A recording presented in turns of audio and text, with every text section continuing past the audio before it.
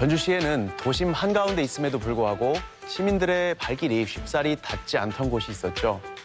전주시청 뒤편에 있는 선미촌이 바로 그곳인데요. 어둡고 단절돼 있던 그곳이 밝고 열린 공간으로 새롭게 태어나고 있습니다. 전주시가 토지를 사들여서 성매매업소의 잦은 폐쇄를 유도한 뒤에 문화예술 복합 공간으로 재탄생시키고 있는 건데요. 선미촌이 새로운 공간으로 출발하기 위해서 남은 과제는 과연 무엇일까요?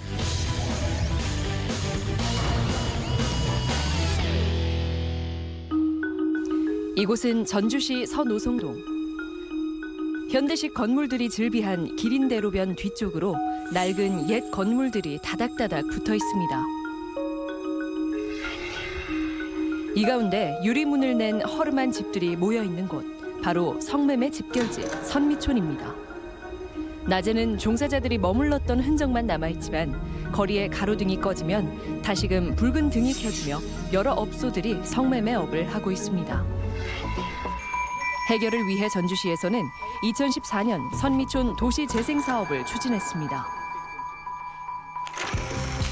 선미촌이 더 이상 성매매를 하는 곳이 아니라 예술인들이 창작 활동을 하고 시민들 누구나 방문할 수 있는 문화예술 공간으로 탈바꿈시키려는 것. 이를 위해 전주시는 선미촌 내 토지와 빈집 등 5개소 12필지를 사들여 공원과 문화시설을 만드는 등 선미촌을 새로운 공간으로 재탄생시키고 있습니다. 환경 정비를 통한 기반시설 정비와 문화예술 복합공간 조성, 기반시설 정비가 완료되면 문화예술인들이 입소할 수 있는 공간을 더 마련하고자 합니다. 프로젝트의 속도를 내기 위해 전주시는 선미촌 중심가에 현장시청을 설치하고 노후하고 버려진 공간을 사들여 시민들이 휴식을 취할 수 있는 공간과 문화예술 활동이 펼쳐지는 공간으로 변신시켰습니다. 이로써 성매매 업소의 자발적인 폐쇄를 유도하기로 한 것. 선미촌의 이 같은 변신은 타 시도에서는 모범적인 사례로 인정받으며 전주시의 사례를 배우려는 전국 지자체 관계자들의 발길이 이어졌습니다. 선미촌의 변신에 시민들의 반응 역시 긍정적인 상황. 훨씬 예전보다는 공원이 생김으로 인해서 없어질 수 있는 확률이 높아진 것 같아요. 이 시에서 해가지고 그 시민들을 위해서 이 예술촌을 만든다는 것은 나는 찬성하죠. 오는 2020년까지 추진 예정인 서노송 예술촌 프로젝트. 전주시는 총 74억 원을 들여 선미촌을 비롯한 인근 서노송동 일대까지 모든 지역민들이 함께 어울릴 수 있는 다양한 문화예술의 공간으로 재탄생시킬 예정입니다. 과거 1950년대부터 현재의 전주시청. 옛 전주역 자리를 중심으로 자연 발생적으로 형성됐다는 선미촌. 당시 최고 100여 곳의 업소에서 4,500명에 달하는 여성들이 성구매자를 대상으로 성매매업에 종사해 왔습니다. 하지만 그곳은 여성의 인권이 보호받지 못하는 어둠의 공간이었습니다. 한 2000년도 초반에 실태조사에 의하면 70~80%가 10대 때 유입됐다. 폭력적인 과정이나 빈곤에 노출돼 케어받을 수 없는 환경에 놓인 여성들이 이제 탈출한단 말이죠. 이건 가출이라고도 하죠. 그리고 이 성산업이 겨냥하는 거는 취약한 조건에 있는 여성들이에요. 더 취약한 여성들을 타겟팅한단 말이에요. 상당수의 성매매 종사자들이 폭력과 빈곤에서 벗어나기 위한 탈출구를 찾던 중 성매매 집결지로 유입되기도 한다는 전문가의 말. 하지만 열악한 주거 환경과 노후화된 건물 안에서 성매매 종사자들의 인권은 보호받지 못하고 사회와 격리된 채 지내야만 했습니다. 아무런 자원, 학력 자원, 가족 자원, 사회적 자원이 없는 상황에서 내가 나가서 뭐 해서 먹고 사나. 그럼 이 안에서 그러면 돈을 많이 벌고 행복하냐? 절대 그건 아니란 말이에요. 그렇지만 대안이 없는 채로 거기에 머물러 있다. 개인적 자원이 전무한 상황에서 별도의 선택지 없이 선미촌에 남을 수밖에 없었던 성매매 종사자들. 그로 인해 서노송동 주변 지역은 일반 시민들이 접근을 기피하는 도시의 외딴 섬이 돼버렸고 인근 마을 주민들도 적지 않은 불편을 감수해야만 했습니다. 호객 행위를 하니까 해가 떨어지면 거기 지나갈 수가 없어요. 내가 어디 가서 합성을 해서 택시를 타고 와도 내 바로 이 앞에서 우리 집 앞에서 못 내려 절대로. 중고등학교 다닐 때 친구들이 안 와요. 하나 데리고 오질 않아 우리 집이. 그 걔들도 창피했던 거야. 선미촌의 영향으로 오랜 세월 사람들의 발길이 닿지 않았던 동네. 그 결과 선미촌을 둘러싼 마을은 낙후되고 도시 슬럼화 현상이 나타나고 있습니다. 하지만 선미촌에는 여전히 어둠이 찾아오면 하나둘 불이 켜지기 시작합니다. 2019년 5월 현재 17개소 25명으로 시민들이 함께 어울릴 수 있는 문화 복합 예술 공간으로의 변신을 꾀하고 있는 선미촌. 하지만 여전히 붉은 등을 켠 채 지나는 사람을 유혹하는 손짓들이 남아있고 그 속에서 마을 주민들은 불편을 겪어야 하는 상황입니다. 성매매 집결지에 대한 지적이 끊이지 않자 정부는 지난 2004년 성매매 방지 특별법을 제정했습니다. 성을 파는 여성이나 사는 남성까지도 모두 처벌이 가능해진 것. 대대적인 단속이 시행되며 많은 성매매 업주가 구속됐고 그 결과 업소가 줄어 선미촌 역시 위축되기 시작했습니다. 하지만 성매매 업소들은 단속이 심한 선미촌을 벗어나 원룸과 오피스텔 등으로 은밀하게 숨어들며 또 다른 사회 문제가 됐고 경찰과 지자체의 단속도 숨바꼭질 영업을 하는 성매매 업소를 뿌리 뽑지는 못했습니다. 여전히 선미촌에 남아 운영되고 있는 업소들은 단속을 피해 더욱 치밀하게 성매매 행위를 하고 있었습니다. 전면 개발 시에는 다른 장소에서 또다시 성매매업을 할 우려가 있어서 전면 개발보다는 점진적으로 기능 전환을 해야 한다는 의견이 다수여서 또 다른 음성적인 공간이 생기는 것을 막기 위해 전주시는 전면 개발 대신 성매매 피해 여성들이 자립할 수 있도록 돕는 조례를 제정했습니다. 적어도 다른 삶을 살아볼 수 있는 아주 작은 사회 안정망을 만드는 제도라고 보시면 돼요. 그래서 최소한의 생활비를 1년 동안 지원해주고 그다음에 사실 집이 없는 분들이 이런 분들은 LH와 연계해서 집을 알선해주고 이런 방식으로 해서 교육까지 저희가 또 원하는 교육들을 좀 배울 수 있도록 해서 이분들이 좀 자활, 자립 이렇게 할 수 있도록 지원하는 조례입니다. 전주시는 조례를 통해 탈성매매를 희망하는 여성들을 대상으로 임대비, 직업지원비, 주거지원비 등의 명목으로 연간 2,200여만 원을 지원하고 있습니다. 하지만 금전적인 지원을 놓고 비판의 목소리도 높은 것이 사실. 한순간의 잘못된 선택으로 그 인생이 더 이상 헤어나올 수 없게 만든다면 우리는 그래 너가 선택했으니까 그냥 그렇게 살아 이렇게 얘기할 수 있는가. 전주시는 선미촌에 공원과 예술공간 등을 만들어 시민들이 편하게 찾는 문화예술공간으로 분위기를 바꿔나가고 있습니다. 그러다 보면 자연스럽게 성매매 업소도 사라질 것이라는 구상. 그 거리에 더 많은 사람들이 찾아오게 만들자라고 하는 겁니다. 이렇게 해서 사람들이 많이 시민들이 그곳을 오게 되면 아마 자연스럽게 더 이상 영업도 하기 어려울 거고 그만두게 될 것이다. 하지만 전주시의 이 같은 정책을 비판하는 인근 상가들의 불만도 상당합니다. 생계가 반토막 더 났어요. 이거 동네 아가씨들 보고 장사를 했는데 근데 여기서 뭐 세탁소 일이 나오겠어요?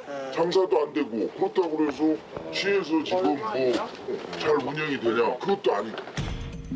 제작진은 선미촌을 떠나지 못하고 여전히 남아있는 여성들을 직접 만나봤습니다. MBC 방송국에서 나왔는데 잠깐만 뭐 좀 여쭤보면 안 될까요? 안 돼요? 지금 영업은 하고 있는 거예요?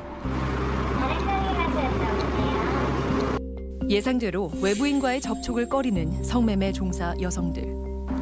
어렵게 한 여성과 잠시 이야기 나눌 수 있었습니다. 좀 이주 계획 같은 것들은 없으신지? 지금 이게 지금 시작한 지가 지금 없앤다 한 지가 지금 20년 됐어요. 갑자기 없어져 버리면 여기 있는 애들은 어떻게? 집으로 생각하고 사는 애들도 있는데. 시에서 뭔가 어떻게 보상 같은 건 얘기한 적은 없나 봐요. 한 달에 35만씩 끝나고 준다는데 뭔가 당장 나가서 뭔가 없어요. 직업 재활을 위해서 그래 봐야 삼촌 나가서 거럽당장밖에 안 돼. 너무 식당에 가서 거럽 닦으라고? 그러면 실질적으로 어떠한 도움이 있으면 다른 업종 전환을 하실 의향은 있으세요? 한 군데 너무 이런 어두운 생활을 너무 오래 하다 보니까 나가서 밝은 생활을 하기가 좀 힘들지. 새로운 저기에 적응을 못할 걸 우리 같은 사람들은. 나도 지금 두려운데. 오랜 시간 이곳을 벗어나 생활하지 못해 당장 거주지조차 없는 상황에서 업소를 떠나야 하는 것에 대한 두려움. 생계를 유지하기에는 현실적으로 부족한 지원금. 그리고 신분 노출 등의 이유로 지원금 신청에 어려움을 토로하는 성매매 종사 여성의 이야기. 투명한 유리방을 사이에 두고 성을 팔려는 사람과 사려는 사람들. 그리고 그곳을 지역민들의 쉼터와 문화예술 공간으로 만들고자 하는 전주시의 행정. 앞으로 이 공간은 어떻게 개발돼야 할까? 이 여성의 인권이 굉장히 무시받는 공간, 짓밟히는 공간이었기 때문에 이거를 우리가 없애야 되는 공간으로서 바라봐야 되는 인식, 관광객이나 이런 거보다 주민분들이 내 동네야 라는 자부심을 갖고 사시는 동네가 됐으면 좋겠어요. 어쨌든 기록과 기억의 공간이 한편에 있어서 이 도시 안에 있는 어떤 성찰과 반성의 공간으로서의 그 의미가 있었으면 좋겠다. 성매매 집결지 주변에 살고 있다는 이유로 자신이 살고 있는 마을에 대해 쉽게 이야기를 꺼낼 수 없던 마을 주민들. 그리고 그 공간에서 함께 살아가던 성매매 종사 여성들. 그들이 바라는 것은 무엇일까? 국가적인 차원에서 멀리 좀 내다보고 장기적인 교육을 세워서 좀 이걸 해야지. 우리도 전주 시민 사람 아니에요. 세입자들 이사 비용이라도 주든지. 이제 우리가 할 수 있는 힘은 없잖아. 시에서 어떻게 하는가에 대해서 우리는 지켜볼 수밖에 없지.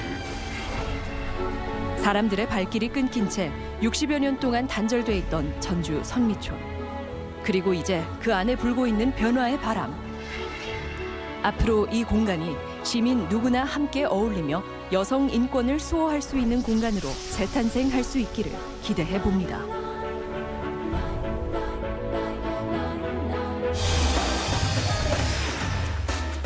상산고등학교가 자사고 평가에서 전북교육청이 제시했던 80점을 넘지 못하면서 일반고로 전환될 위기에 처했습니다. 상산고의 자사고 탈락 소식에 정치권까지도 반대 입장을 표명하는 등 사회 문제로 점차 확산되고 있는데요. 교육부의 동의 여부에 따라 양측 모두 법정 투쟁까지 각오하고 있어 그 파장이 만만치 않을 것으로 예상됩니다. 상산고에 대한 자사고 평가, 과연 그 문제의 핵심은 무엇일까요?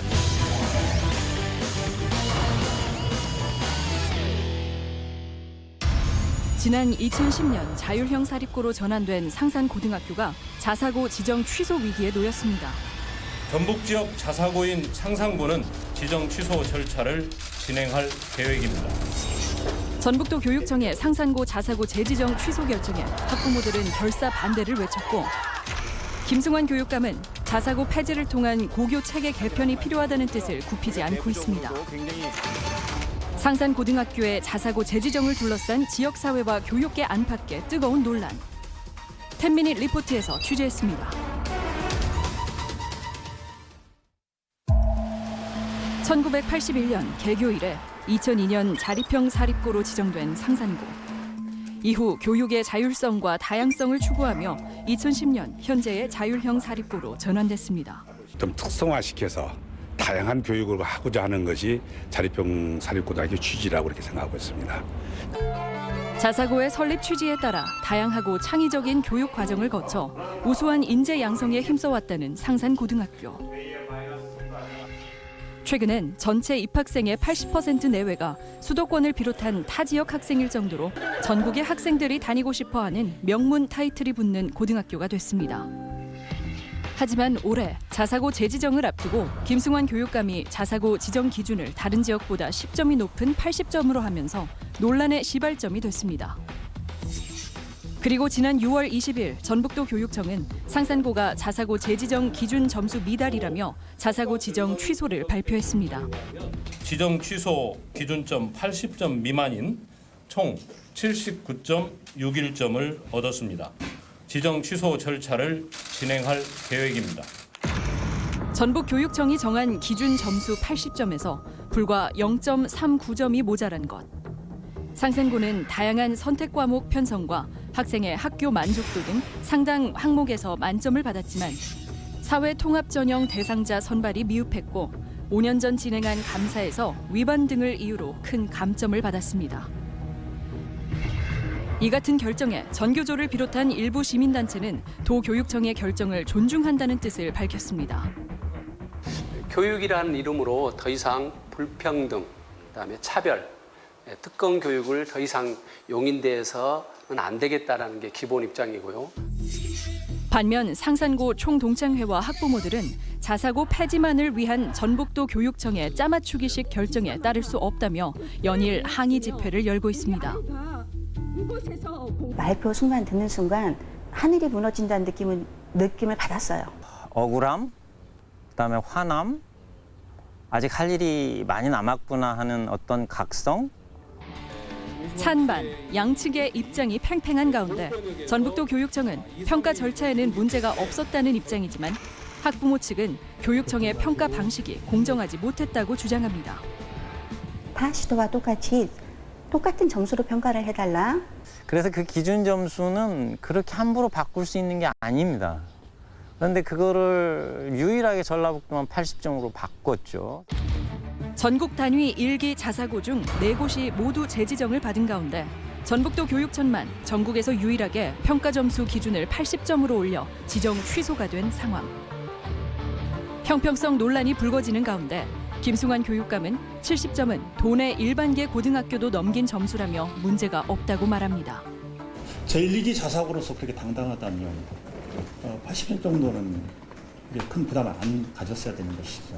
그래서 5년 전에 평가했을 때 그때 우리 도내 전주에 있는 일반계 고등학교 2군데가 가볍게 넘긴 점수, 그걸 1기 자사고 모집한다? 그건 자존감 상하는 일 아니겠습니까? 사회통합 전형 역시 다른 쟁점입니다. 전북도 교육청은 상산고가 사회통합 전형 선발 비율을 지키지 않았다는 입장. 사회통합 전형 대상자 선발은 기초생활보장수급자처럼 형편이 어려운 가정의 자녀를 일정 비율 선발해야 하는 제도로 상산고가 이 기준에 한참 못 미쳤다는 겁니다. 하지만 상산고처럼 자립형에서 자율형 사립고로 전환한 학교는 선발 의무가 없는 상황. 자율 선발을 했으니까 이건 우리가 마음대로 해도 됩니다. 그것은 교육자로서 자세는 아니라고 봅니다. 오히려 더 엄격하게 그걸 받아들여서 자율 선발의 그 의미를 더 넘어서는 그런 것을 할 수 있지 않겠냐는 것이죠. 전북도 교육청의 이 같은 결정에 정치권마저도 강력하게 비판하고 나섰습니다. 전북 교육청이 독단적이고 불공평한 평가 지표로 인해 전북의 소중한 자산인 상산고를 이를 위기에 처했습니다.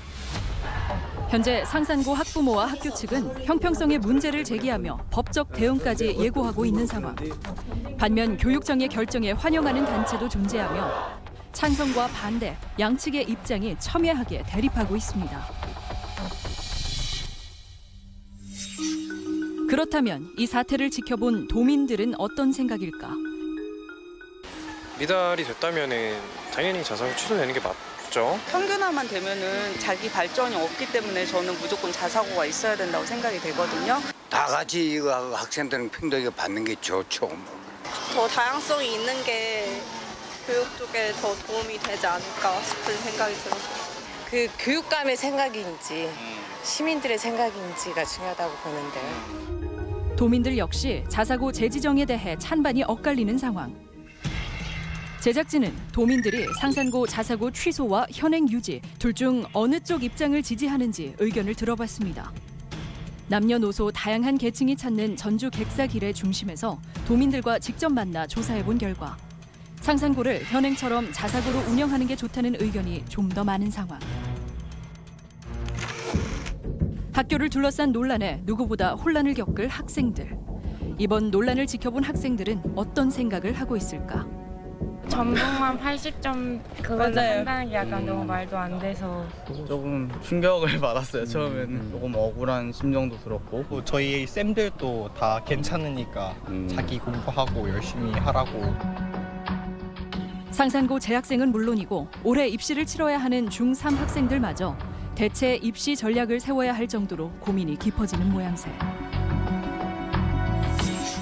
불거진 모든 논란에 대해 전북도 교육청의 입장은 무엇일까? 상산고 자사고 지정 취소 결정 과정에 문제가 없었다고 이야기합니다. 일단 법률적으로 보면 일단 그 자사고 운영에 관한 기준 점수를 부여할 수 있는 권한이 교육감님한테 있거든요. 그 권한 자체를 문제 삼을 수는 없을 거라고 생각하고요. 두 번째는 이제 상산고 같은 경우는 항상 앞에 붙는 말이 명문고라고 보통 하잖아요. 명문고라고 했을 때는 적어도 점수가 80점 이상은 돼야 되지 않나요? 타 시도보다 10점 높은 기준 점수는 물론 사회통합전형 비율 심사 역시 문제가 없다는 도교육청. 하지만 학부모와 학교 측에서는 교육의 자율성 침해를 주장하며 반발하고 있습니다. 자사고가 지역사회의 교육의 영향이라든지 이런 것들을 봤을 때는 저희는 그 정도는 채워야 된다고 생각하기 때문에 10%의 의무조항을 적용을 했습니다. 평가 이전에 학교 측에 그거를 공지를 하셨는지? 저는 공지했다고 알고 있고요. 몰랐다가 변명이 될 수는 없을 것 같습니다. 하지만 학교 측의 주장은 달랐습니다. 매년 5월경에는 사회통합전형 실시 안내 또는 계획이라는 공문을 내려보냅니다. 거기에도 상산고는 3% 이내 또는 자율결정이라고 되어 있습니다. 지난 6월 26일 국회에서 열린 교육위원회 전체 회의. 이곳에서도 전북도 교육청의 상산고 자사고 지정 취소 결정이 최대 관심사였습니다. 전북교육청만 80점으로 한 이유가 무엇입니까? 전주 신흥고가 70.8, 전주 해성고가 70.9가 나왔습니다. 자사고 아닌 일반계 고등학교도 70점을 그냥 넘겼습니다. 그러면 상산고는 누가 봐도 일기 자사고로서 그래서 80점은 최소한 해야 된다고 생각했던 겁니다. 김승환 교육감은 취소 결정의 근거가 된 기준 점수 80점이 정당했다고 밝혔고 여야 의원들은 한 목소리로 납득하기 어렵다는 의견을 내놨습니다. 이게 합리적인 근거가 되나 하는 그런 절차적 정당성을 좀 생각을 해보고 싶은데요. 강원도는 60이고 예? 전북은 80이고 다른 데는 70이고 이게 무슨 엿장수 맘대로입니까? 이에 유은혜 교육부 장관은 교육감의 의견을 존중한다고 말했습니다. 최종 그 결정을 하는 교육감님들의 권한은 존중해야 된다고 봅니다. 네. 다만 평가가 그렇게 공정하고 또 엄격하게 부당한 결론에 이르지 않도록 진행이 됐는지를 보겠다는 거고요. 그래서 그런 점에 종합적으로 볼 때 큰 문제는 없었다고 이렇게 보는 것입니다. 교육부 장관과 교육감이 자사고의 일반고 전환에 대한 강한 의지를 보이고 있는 상황. 이런 가운데 바른미래당 정운천 의원이 제출받은 자율학교 지정운영위원회의 회의록. 회의록에는 교육청 부교육감이 운영위원회 위원들과 자사고 평가 기준에 대해 논의하는 내용이 적혀 있습니다. 일반고 정상화를 위한 교육감의 강한 의지입니다. 이 점 강조해드리고요. 80점 이상이라 하더라도 직권 취소 사유와 교육과정 및 입학 전형 항목에서 매우 미흡 평가 시는 지정 취소도 가능합니다.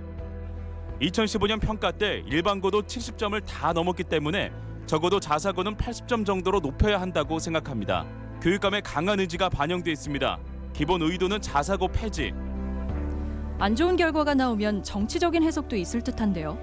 자사고 출발 자체가 정치적이었기 때문에 어쩔 수 없다고 생각하며 평가 기준에 대하여 방어 논리를 잘 만들어야 한다고 생각합니다. 김승환 교육감의 자사고 폐지 의지가 교육청 평가에 반영된 게 아니냐는 비판의 목소리가 나오기 시작했습니다. 자사고를 둘러싸고 교육의 자율성이 보장돼야 한다는 주장과 자사고가 고교 서열화의 주범이라는 비판이 날카롭게 대립을 이루고 있는 상황. 근데 수월성이라는 이름으로 특정 과목 내지는 특정 목표를 같이 한다는 것이 수월성으로 포장되어 가지고 한 곳에 모아서 교육하는 게 과연 교육의 목적이 맞는지. 일부 자사고들이 당초 설립 취지와는 달리 입시 위주의 교육을 실시하고 있어 오히려 교육의 질적 저하를 초래하고 있다는 교육단체 관계자의 이야기. 학생들에게도 생업이 필요한 것이고 또 직업생활도 해야 되는 겁니다. 과학고 나와서 의대를 간다 그러면 설립 목적과 벗어났으니까 과학고 다 없앨 겁니까? 그래서 학생들의 선택을 존중해 줘야 되는 것이고. 지난 7월 2일 상산고등학교는 기자회견을 열고 전북교육청의 평가가 부당하다고 주장했습니다. 평가 대상 기간이 아닌 날짜에 발생한 사례에서 이점을 감점한 것은 부당하다는 것입니다. 최근 5년간의 자사고 평가 기간이 아닌 2013년도 학과 일정에 해당하는 기간이 평가에 포함됐다는 겁니다. 그 결과 이 점이 부당하게 감점됐다고 주장하는 상산고등학교. 학교의 서열화를 없애고 교육 평등권을 유지해야 한다는 입장과 학교의 자율성을 존중해야 한다는 주장이 맞서며 여전히 상산고를 둘러싼 각각의 입장차가 좁혀지지 않고 있습니다. 소위 말하는 명문 대학에 진학을 해서 우리 지역으로 돌아오는 비율은 얼마나 될 것인가. 부모들이 원하고 내가 어느 정도 교육에 대해서 다 가치관이 다르잖아요. 저는 그 선택권을 아이에게 주어야 된다고 생각하는 게 제 생각이에요. 정권이 바뀔 때마다 변하는 교육 정책이 아닌 모든 학생들이 행복하게 교육받을 수 있는 교육 정책. 대한민국에서는 불가능한 걸까요?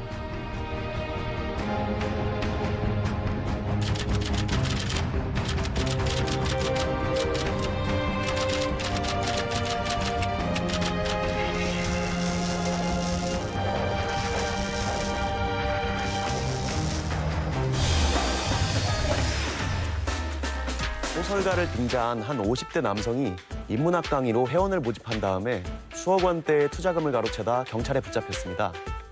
힐링센터를 지어 그 수익금을 나눠주는 등으로 노후를 보장해주겠다면서 피해자들의 환심을 샀는데요. 그의 사기 행각은 무엇이며 그의 말을 믿을 수밖에 없었던 이유는 무엇인지 태민이 리포트에서 취재했습니다.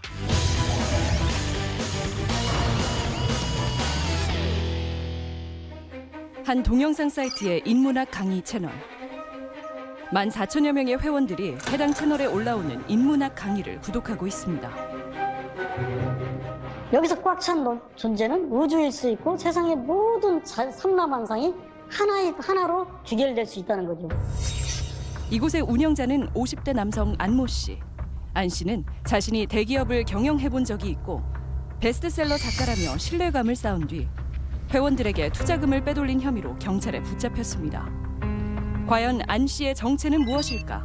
10미닛 리포트에서 취재했습니다. 소설가 안 씨에게 피해를 봤다며 제작진을 찾아온 피해자들. 이들은 4년 전 한 인터넷 커뮤니티를 통해 안 씨를 알게 됐다고 이야기했습니다. 2015년에 인문학이 한창 열풍일 때 저 같은 경우는 그때 공부하는 중이었기 때문에 매일매일 올라오는 글을 이제 보게 됐죠.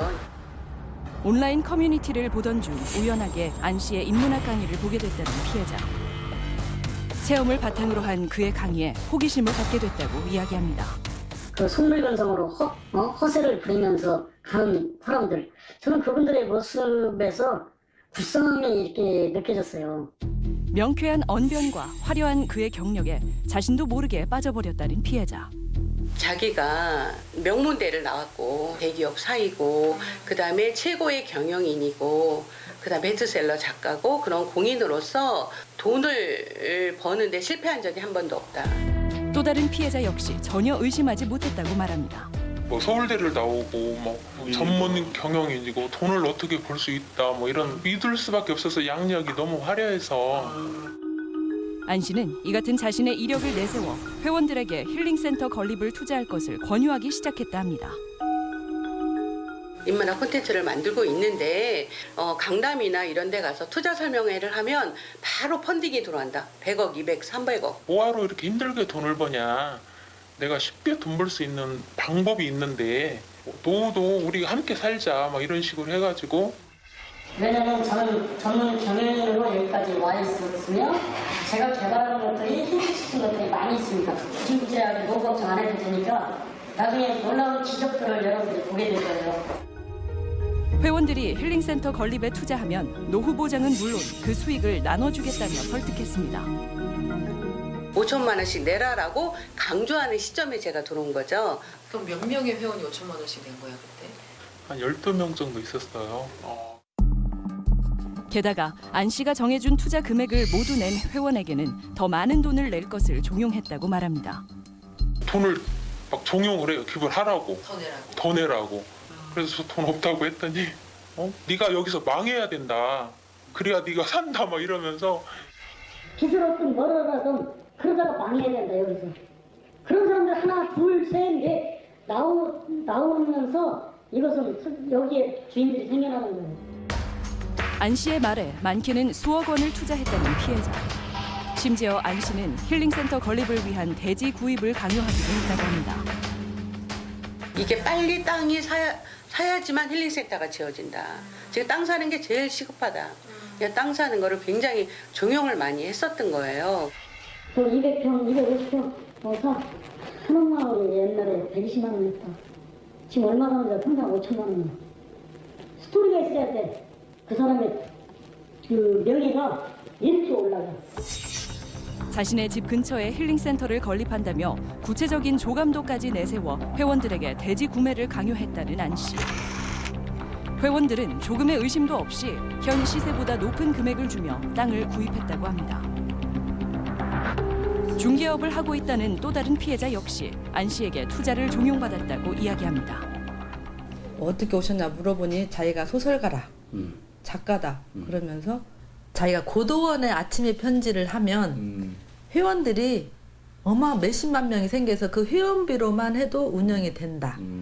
그러니 집을 무상으로 지어주라. 그러면 내가 그 지분을 너에게 주겠다라고 했죠. 직접 설계 도면까지 가져와 본인의 사업에 투자를 하면 막대한 이익금을 챙길 수 있다고 이야기했다는 안 씨. 나는 공인이다. 자기가 여기 붓콘서트를 하면은 비행장을 만들어야 할 정도로 돈을 투자를 해올 거고 유명세를 뜰 거다. 네 그 집도 이렇게 있음으로 인해서 부자가 될 거고.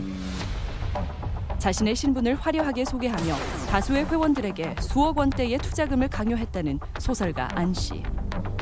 피해자들은 왜 이런 안 씨를 의심하지 못했을까? 너무 디테일하게 얘기를 하니까 뭐 의심을 안 했죠. 전 믿었죠. 끝까지 아닐 것이다. 내가 잘못 생각하고 있을 것이다. 그런데 갑자기 전주가 아닌 정읍의 힐링센터를 열겠다고 한 겁니다.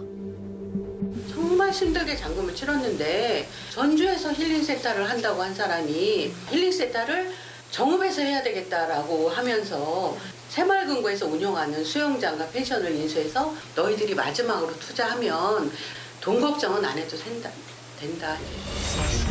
회원들에게 한 금융권에서 운영하고 있는 시설을 인수해야 한다며 투자를 종용하고 심지어 돈이 없는 회원에게는 귀농귀촌을 강요했다고 말합니다. 귀농귀촌을 하면 한 사람당 3억을 지원을 해준다. 1억만 시설물을 투자하고 2억은 우리가 쓸 수 있다라고 얘기를 하는 거예요. 그러면서 하기 싫은 거를 억지로 막 설득을 시켜가지고 정읍시에서 귀농귀촌을 했어요. 실제 정읍 힐링센터 통장 입출금 내역에는 2억 원의 귀농 지원 자금이 입금돼 있었습니다. 안 씨는 회원들에게 정읍 소재의 땅을 구입하게 하고 정읍시에서 받은 지원금의 일부를 사용해 관련 시설물을 지었습니다.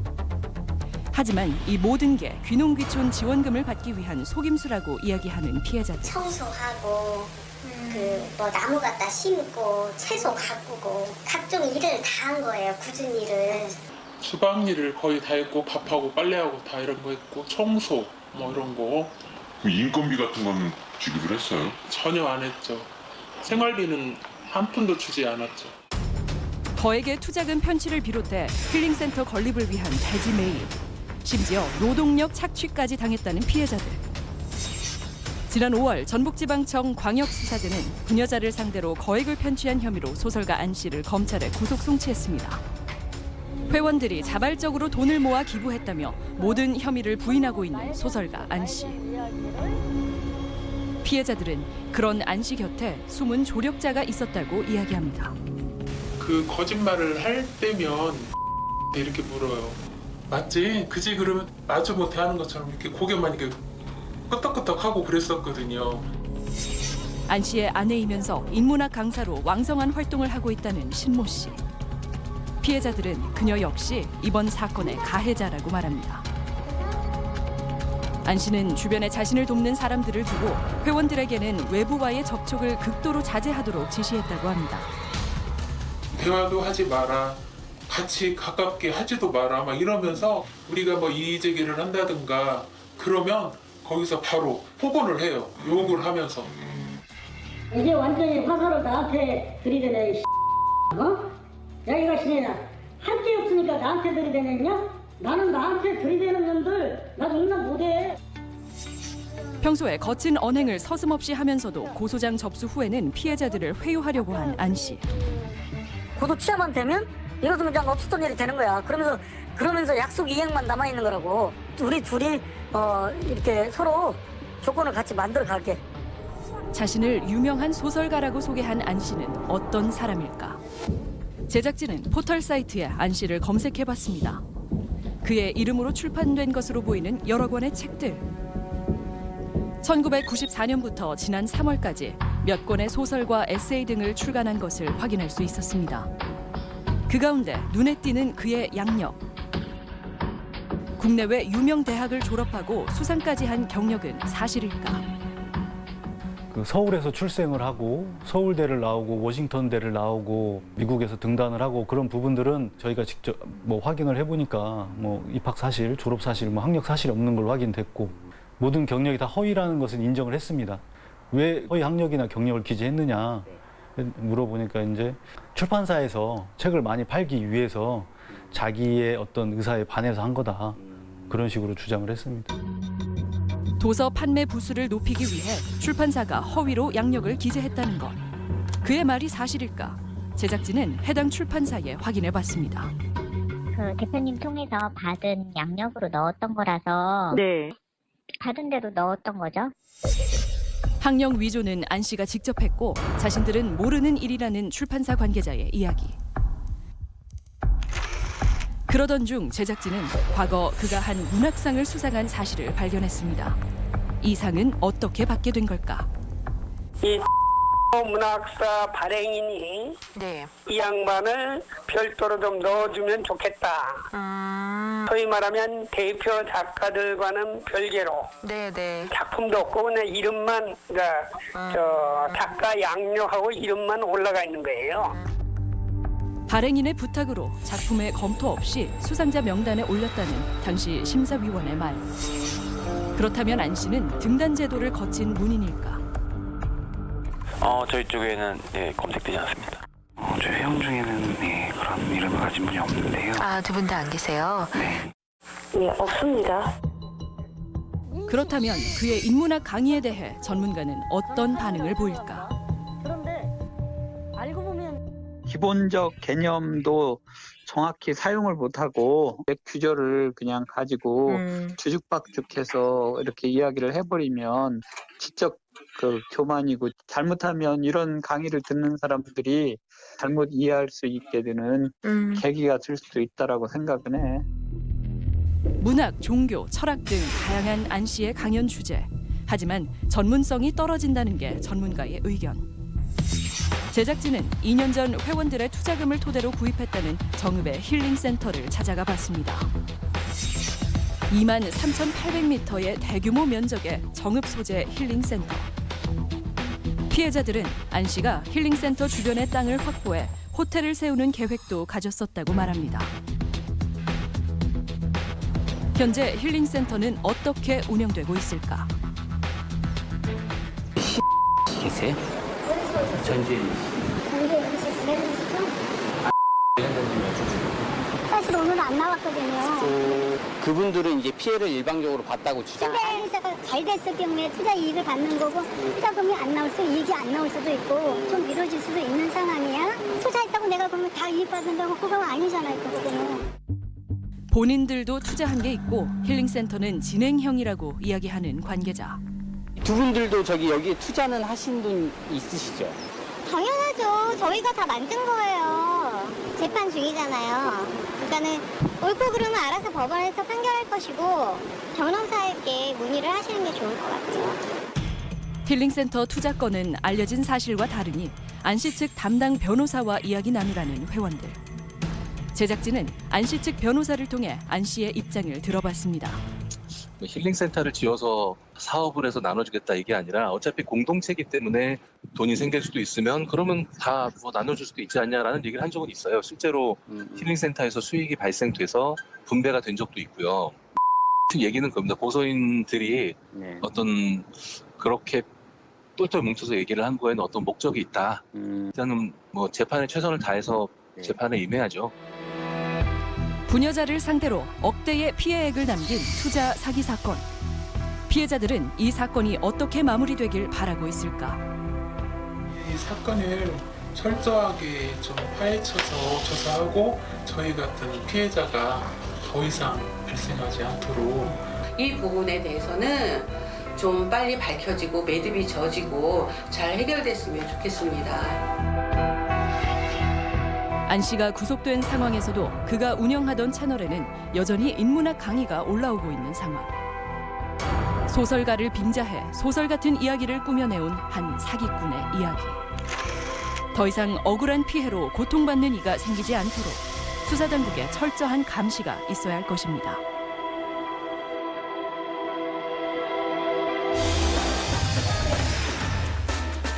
최근 사회 문제가 되고 있는 젠트리피케이션. 임대료가 오르면서 기존 세입자들이 다른 곳으로 밀려나는 현상을 말하는데요. 우리 지역도 예외는 아닙니다. 한옥마을에 이어 최근 핫플레이스로 자리 잡은 전주 갱리단길에도 이러한 현상이 나타나고 있습니다. 뜨는 상권의 이면에 존재하는 젠트리피케이션 현상. 이에 대해 취재해봤습니다.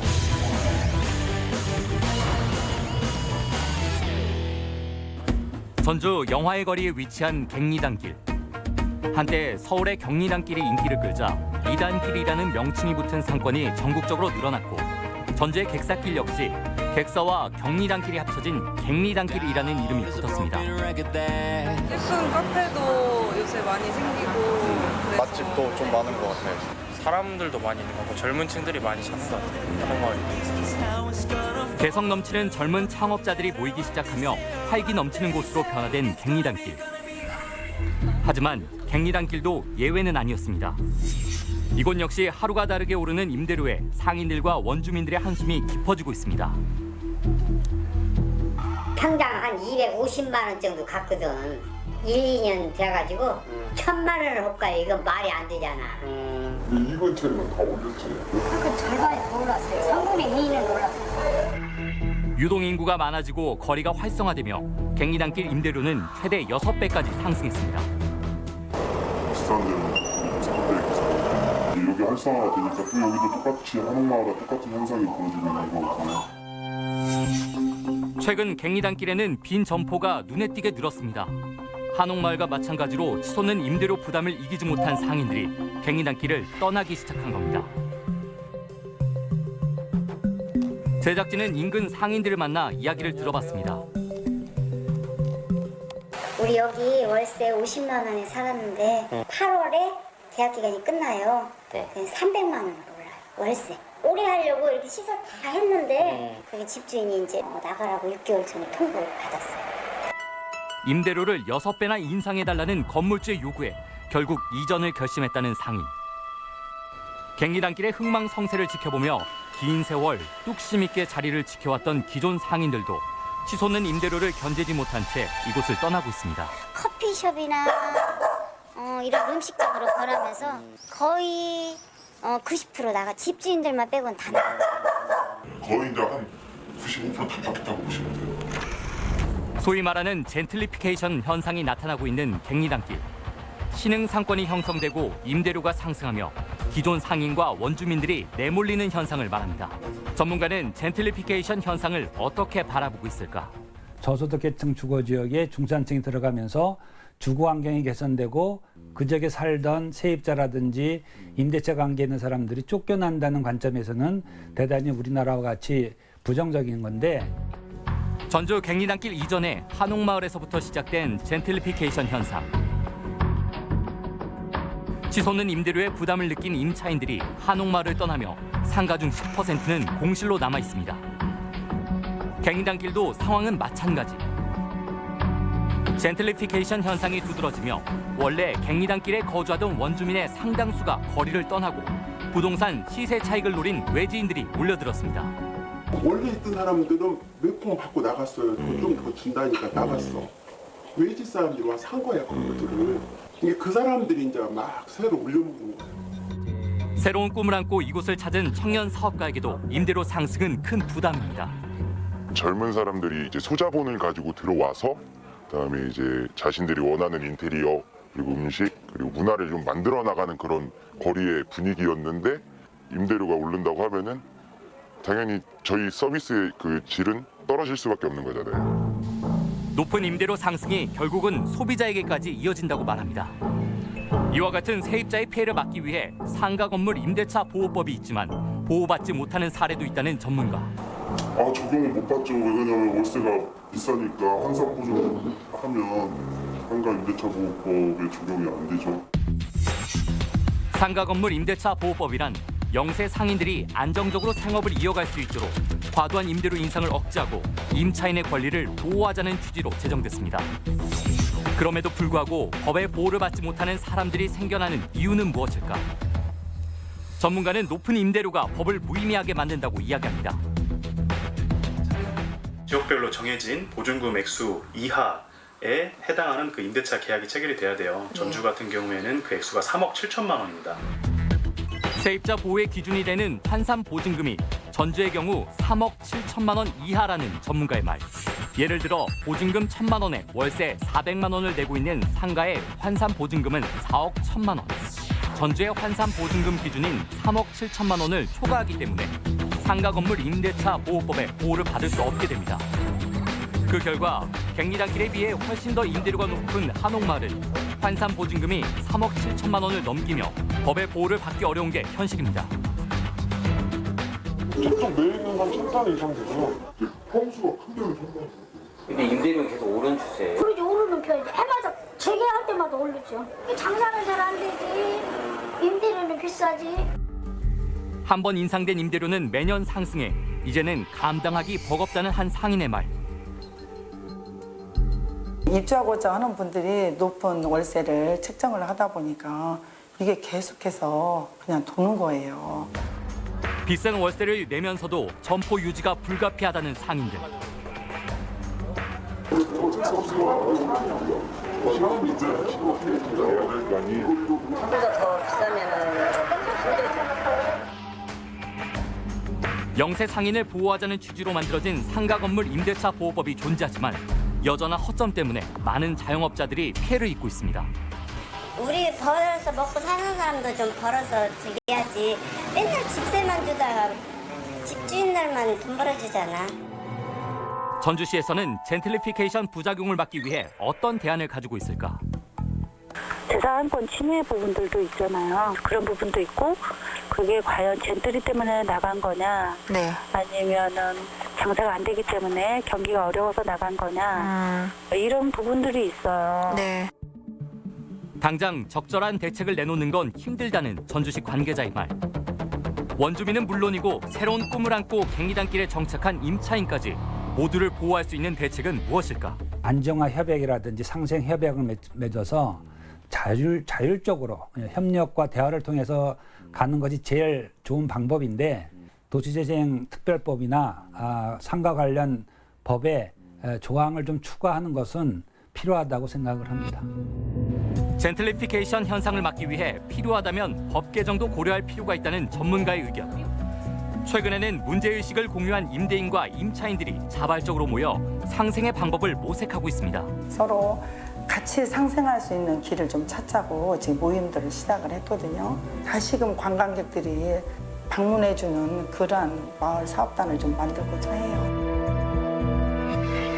같이 가야 멀리 갈 수 있다는 말이 있습니다. 젠틀리피케이션의 악순환을 끊고 임대인과 임차인 그리고 지자체 모두가 상생할 수 있는 방법은 무엇인지 좀 더 적극적인 방안을 모색해 나갈 때입니다.